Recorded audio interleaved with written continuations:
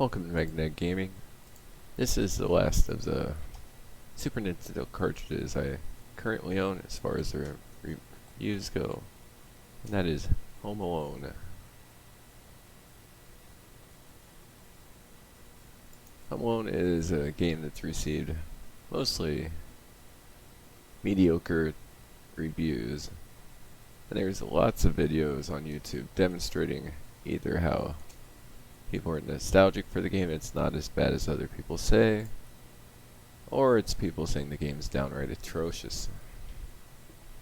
This game was developed by Imagineering Incorporated for the Super Nintendo and published by THQ.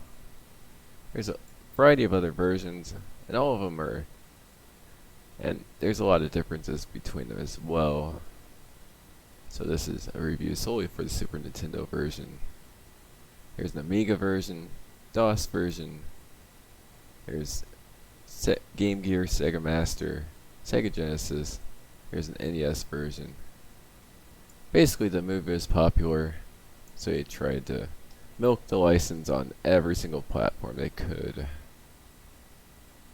And I'm actually kind of shocked there wasn't a Commodore 64 version, but for all I know, there might actually be a Commodore 64 version that I'm just missing.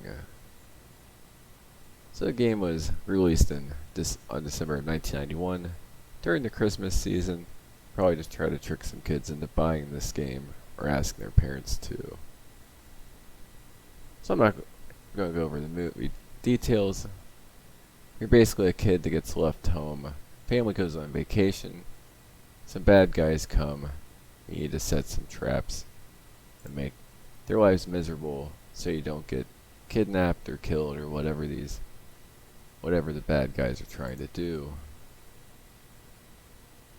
So let's go ahead and get to the game, demonstrate some of the gameplay, the graphics, and the sound, and discuss whether this game is actually as mediocre or as bad as many people are saying, or is it actually a decent game that just is getting an unfair harsh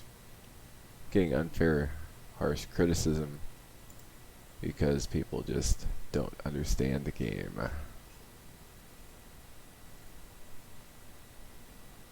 And I thought I had this set up. Apparently not.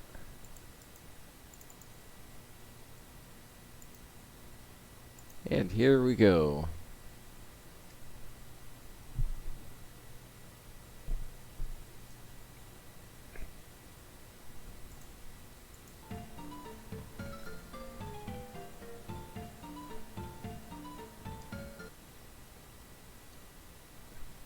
Options that you have are quite bare bones, and these are some pretty ugly looking cutscenes in between, but they are sufficient to explain what's going on.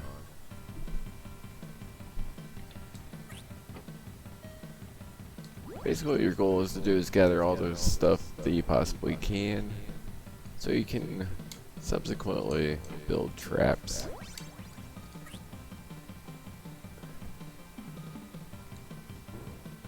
There's quite a bit of jumping puzzles with this game, and many of them don't make a whole lot of sense. You'll have to approach stuff from a specific direction, or it won't work.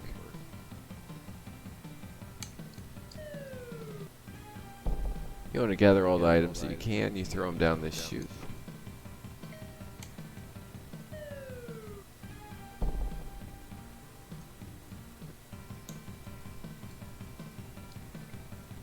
I'm not sure who this guy is, but apparently I'm supposed to trick him.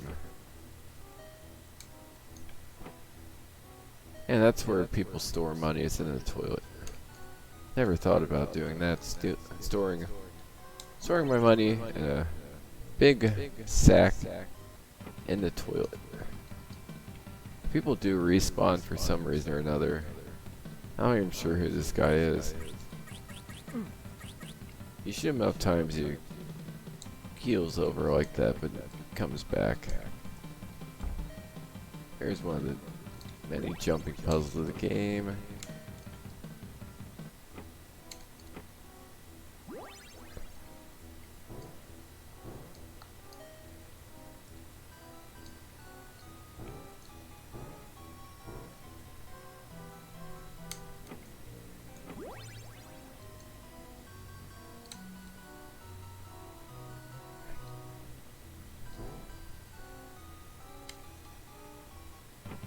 Now it's time to go back to the...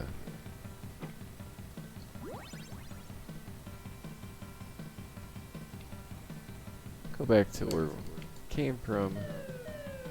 Throw the rest of the stuff down there. And basically the goal is to collect all these things.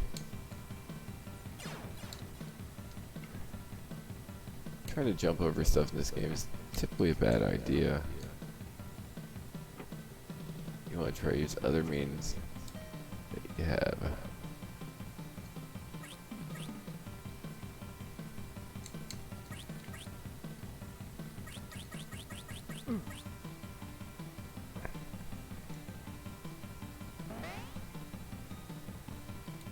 You have different things to choose from. You have squirt gun.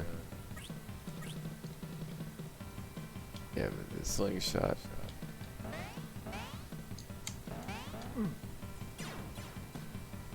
Right, apparently I can't run through them even. There's the oh no screen.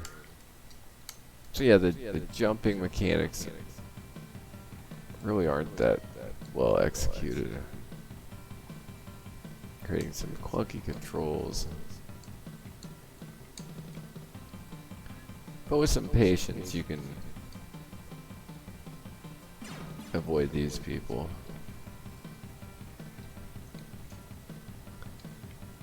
It really ends up playing more like a puzzle platformer than anything else. It's definitely not an action game.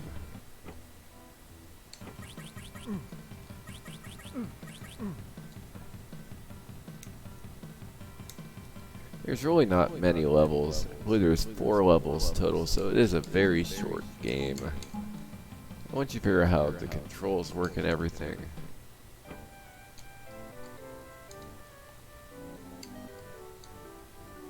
Oh yeah, this guy isn't very smart. He can't get... That's one of the guys.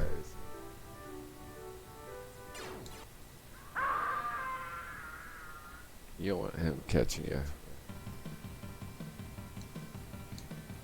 When you die, you lose.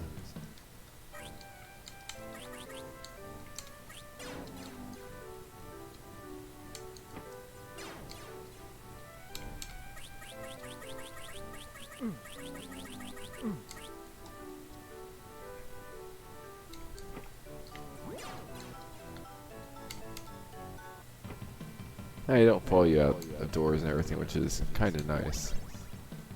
There are little traps like that, like random toys and stuff strewn about. You know, if I was actually trying to not get hurt, I could probably complete this game in the amount of time it takes to review.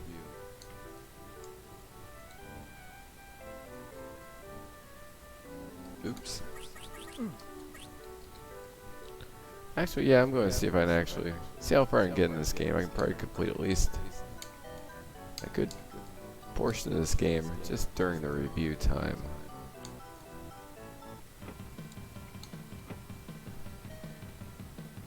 So basically, you want to collect all the items, then you go down in the basement, you fight some rat, and then you're done. I only have 8 things left to collect.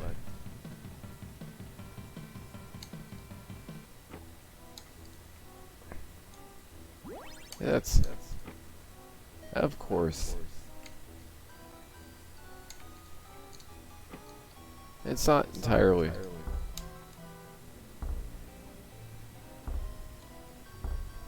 So I can't jump on that till I jump on the ground for some reason or another.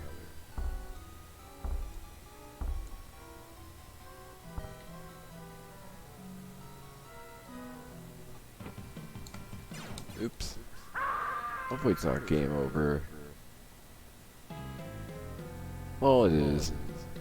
Well, that was about 60% of the game right there. In 10 minutes. Actually less than 10 minutes. Oh, I have continue. Let's see where continue puts me. Yeah, not. Yeah, it doesn't give me all the stuff I collected back. So yeah, this is Home Alone for the Super Nintendo. It's extremely short. Has some clunky controls, but it's really not as bad as some of these reviews claim it is. It's a very brief puzzle platformer that you can pick up for dirt cheap. At least the Super Nintendo version isn't that bad. And if you pick it up for a couple dollars, you enjoy platforming games with puzzle elements that are, and it's a simplistic game as well. You enjoy all of those things. You enjoy the Home Alone license. It's really not a terrible game. It's not very good either. It's on the low end, below average end of average, but it's playable. There's worse games out there. And as such, I'm going to put it in the C range. It's going to be in the C minus range of the scores. Definitely a lower end of that. And actually, yeah, it's going to be the lowest of the C's. If you're like the license, and you don't mind the game being about 45 minutes in length, and it's worth picking up in that case. I got it for, I think, $1.99. So for $2 and an hour worth of time, and it's a game that Meg enjoys, all of that makes it not a terrible purchase. I wouldn't spend more than a few dollars on it. But what is offered here, as far as the game itself, it has some good ideas. Its execution is mediocre but playable, and it has a fair amount of fun, albeit very briefly. It's definitely one of the better games out of the Super Nintendo version is definitely one of the better Home Alone games out there. And if I ever get to the Home Alone 2 on Super Nintendo, this is definitely the much, much better game out of the two. Hope you enjoyed the review. Please like, subscribe, and have a great day.